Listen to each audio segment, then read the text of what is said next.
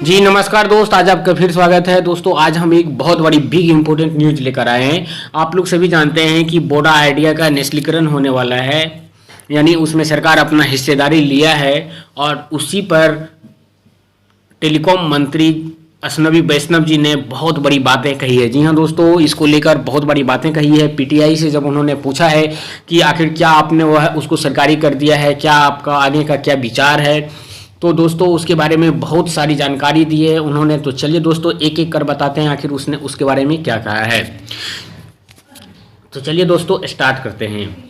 दूरसंचार मंत्री अश्विनी वैष्णव ने बुधवार को कहा है कि वर्तमान और भविष्य की ऋण देनदारियां दूरसंचार कंपनियों के पास बनी रहेगी, जिन्होंने सरकार के पास अपने ब्याज बकाया की इक्विटी हिस्सेदारी में बदलने का प्रस्ताव दिया है।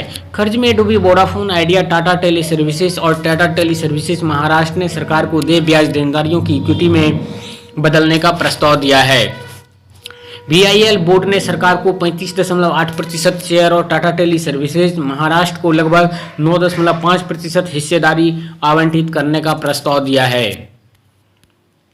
वैष्णव ने एक साक्षात्कार में पीटीआई से कहा, सरकार केवल निवेशक रहेगी, कंपनियां पेशेवरों द्वारा चलाई जाएगी, सभी ऋण देनदारियां कंपनियों की जिम्मेवारी बनी रहेगी।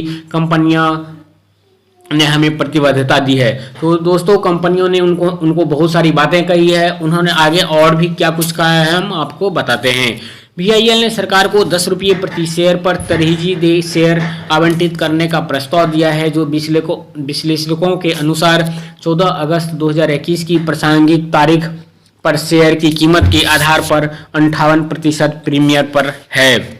अगर यह योजना पूरी हो जाती है तो सरकार लगभग 1.95 लाख करोड़ रुपए के कर्ज के बोझ तले दबी कंपनी की सबसे बड़ी शेयर धारक बन जाएगी। तो दोस्तों आप यहां देख सकते हैं कि वोडा आइडिया पे अभी भी 1.95 लाख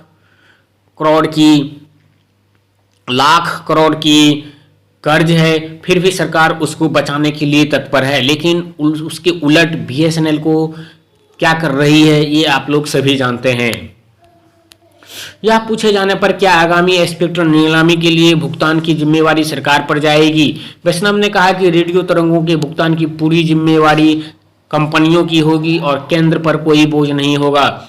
उन्होंने कहा कि सरकार ने कंपनियों पर बोझ कम करने, नौकरियों को बचाने और साथ ही उद्यम में स्वस्थ प्रतिस्पर्धा सुनिश्चित करने के लिए दूरसंचार क्षेत्र के सुधार पैकेज के हिस्से के रूप में मदद का हाथ बढ़ाया है।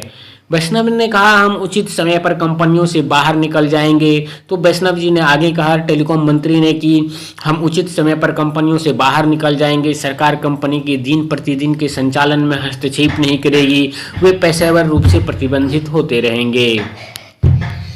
आगे इन्होंने कहा कि दूरसंचार मंत्रालय ने एक बयान में यह भी स्पष्ट किया है कि सरकार के लिए बकाया ब्याज की इक्विटी हिस्सेदारी में बदलने के बाद तीनों कंपनियां सार्वजनिक क्षेत्र की फर्म नहीं बनेगी। वैष्णव ने आगे कहा कि पिछली सरकार द्वारा किए गए खराब फैसलों के कारण सरकारी स्वामित्व वाली बीएसएनएल तनाव में आ गई, अब यह बेहतर स्थिति में है। तो दोस्तों अभी की जो सरकार है वह पिछली सरकार को पूर्णतः दोषी मान रही है कि जो सरकारी कंपनी जो बीएसएनएल है उसका जो अभी स्थिति है वह सिर्फ पिछले सरकार की है, लेकिन अपने सरकार के बारे में कोई भी उत्तर नहीं बता रही है कि इन्होंने क्या किया है। आखिर बीएसएनएल अब भी क्यों घाटे में है, जबकि इनकी सरकार को 7 से 8 साल होने जा रही है।